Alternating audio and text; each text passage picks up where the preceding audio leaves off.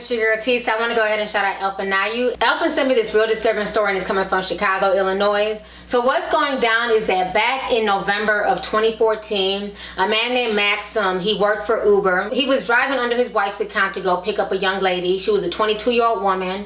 And this woman claims to have blacked out. She stated that the driver, Maxine, dropped her off in front of her apartment building where she was sexually assaulted. So once she called the police and she filed that report, he was arrested and he's literally been in jail for this. But now new evidence shows that he was not guilty of this.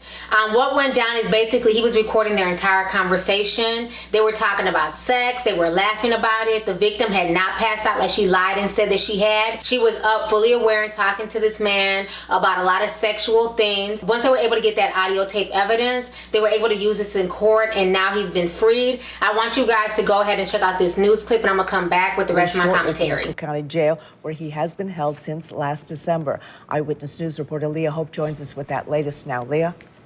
Linda, the man at the center of a controversy about the safety of ride-sharing programs will soon be a free man. In November, Maxime Fuhuhedu's picture was shown nationally as the Uber ex-driver charged with sexually assaulting a passenger. Today, we've learned that accusation won't hold up in court, and Mr. Fuhuhedu spent 3 months in jail waiting to have his name cleared.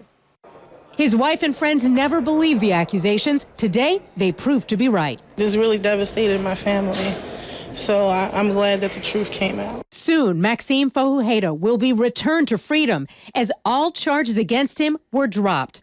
Today, prosecutors told the judge new evidence came to light after Fuhuhedu was charged with criminal sexual assault and abuse, and that the new evidence reveals Fuhuhedu should not be charged. The judge agreed. Fuhuhedu's attorney says Fuhuhedu recorded a conversation with a 22-year-old female passenger. That 9-minute audio recording proved to prosecutors that the encounter was consensual. This audio shows them conversing back and forth in a peaceful and laughing conversation where they're engaged in just back and forth. She's telling him about his life and he's just following along. So definitely not somebody who was just a victim of a rape. He was arrested in November after an Uber ex-passenger claimed she was raped by Fuhuhedu. At the time, Fuhuhedu was using his wife's Uber account to drive. Uber has since changed its policy to make sure each driver has his own account and therefore a separate background check. In Fuhuhedu's case, there was nothing criminally in his background, according to his attorney. He is a college graduate from Benin who came here to work and continue his studies. Thank God. It's going to be out and we're going to watch ourselves because we know we are learning the type of country we are in. Fuhuhedu's wife is now eager to try and rebuild their lives once her husband is released. Very emotional. I've been very emotional the whole time, and I'll just say that I really thank God for, the truth coming out. We have reached out to Uber, but no one has responded. We've also reached out to the Cook County State's Attorney's Office to see if the woman who made the accusation could be charged. We have not gotten a response. Now, in the meantime, Fuhuhedu is expected to be released this evening.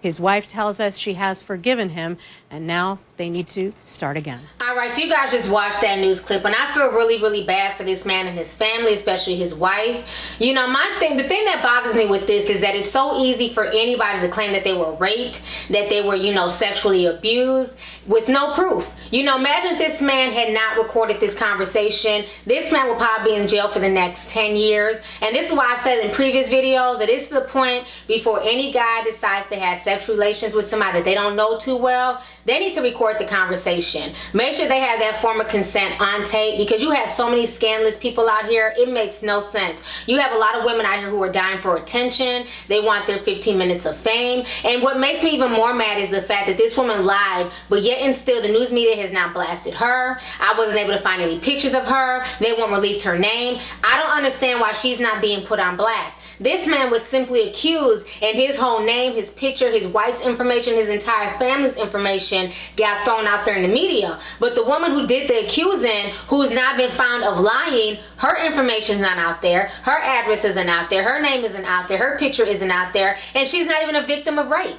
I mean, this whole situation is insane. I feel like the law should be changed. Anytime a woman or a man, anybody who falsely accuses somebody of a crime that they did not commit, they should be looking at the same amount of time that person would have been facing had they went to jail. I believe that once the system starts holding liars accountable, you'll have a lot less people lying. Because this whole situation makes no sense. He could have been another Brian Banks, the man from California who ended up doing 5 years in prison because a girl lied and said that he raped her. And then her and her mother went on to sue the school system, only to find out later on in life that he did not rape this girl. And she admitted that he didn't rape her. I mean, this whole situation is just sick. Until this day, nothing has happened to this broke ass chick. They asked her to pay back the money, but she has no money to pay it back. She's not in jail. She's moved forward with her life while he's had to rebuild the pieces.